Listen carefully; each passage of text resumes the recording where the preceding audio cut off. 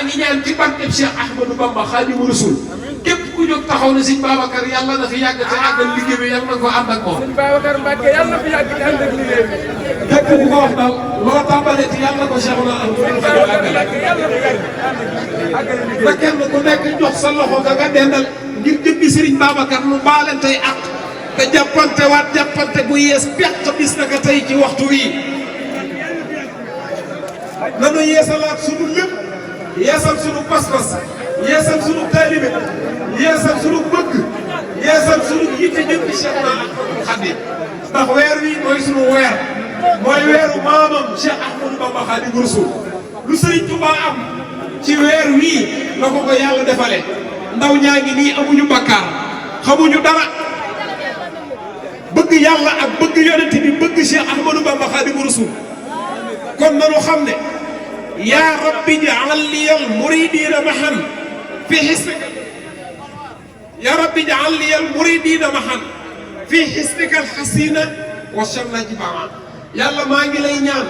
mbooleem murid yi fu ñu daje nañ doon benn nga tay bii Serigne Touba ñaan na ku lu yàgg ci juddoo guñu noo ngi ñaan yàlla doon ak suudewu gu yees peq boo xam ne laxasaay bii mu def tey jii ñun ñëpp la doon jot kuréelu ànd sàmm war koy Serigne bi seen laxasaay gi mooy weex tàll yor jëmmi Cheikh Ahmadou Bamba Khadimu Rasul kol bu ñuul gi symbolisé wuñ ko lu dul takkee ko garaatub Cheikh Ibrahima Fall ñuulaayam ba lañ nga rambe ko kawub Cheikhuna Ahmadul Khadim fas yéenee doon dëgg taalibe yi Serigne Touba yu fas yéenee roy doxinu Cheikh Ibrahima Fall waaye ànd koog Serigne Babacar Mbacke bu ko bëroo miy jëriñu Cheikhuna Ahmadul Khadim fii ci Kaolack waaye di jëwriñu kuréelu ànd sàmm war bi Serigne Touba jëwriñ international mooy Serigne Babacar Mbacke bu ko bëroo lii may def nii maa ngay def si ndigalu Baye Abdou Khadir Diallo nee na ñëpp ñëw jox ko at waaw man jàpp naa ne ci essence bi Serigne Touba dégg nga du kenn du leen toog ñàkk lay jox addiya sëñ Babacar Mbacke neen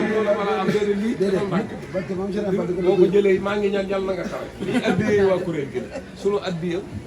kuréelu sàmm war may Cheikhul Khadim ci suñu sëriñ suñu Babacar daal di doxal na ko kay joxal na ko sëriñ ñàkk bu ko balay sa addiya ji xet nañ ko bu nu sañoon danoo fas yéene bu déwénee lépp loo xam ne war nañ koo def ci bis bii fas yéene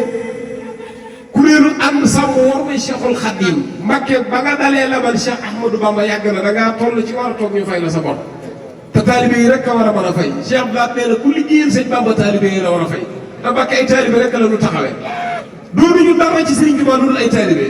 te Bamba ji kenn mënta moos ci xel mu rëy juddu rëy pexe ba am dara ci Serigne Touba te jëfoo lii nga yor neexaloo ci ko yàlla dina da nga koo liggéey topp say waajur sonnal leen bëggoo alal bëggoo dara loo ma sa am joxe ko tey 4x4 yaa ngi ñëw naamar yaa ngi ñëw mbindeef yaa ngi ñëw taalibe yi fule waaye dégg la fa saw tur a gën a siiw ci àdduna li xam saw tur te xamuñu sa jëmm te sa jikko sa jëfin rek wane ko loolu fa lañ bëgg a àgg danoo bëgg a bokk ci murid yi gën a doon ay saadix te ànd ak yow ànd ak dëgg Serigne Touba la ànd ak dëgg Cheikh Mamadou Mountakha sa way jur wala kon noo ngi ñaan ci barkeb Cheikh Ahmadou Bamba lii muy wax Mbacke lii sunu addiya la nun noo ko jaayanteeg yow addiya Cheikh Ahmadou Bamba parce que yéene bu déwénee nag yi xar yi ganaar yi berne yi lépp ñoo koy jënd fu ne piis jógee fa ci Sénégal ñëw fii ci sa maanaam ci sa tur ndax fuñ mën a jëm parce que yéene buñ màggalee dañuy tukki bitim réew fépp danañ fa dem te yow lañ fay demal liggéey bi daal liñ ci bëgg mooy ndam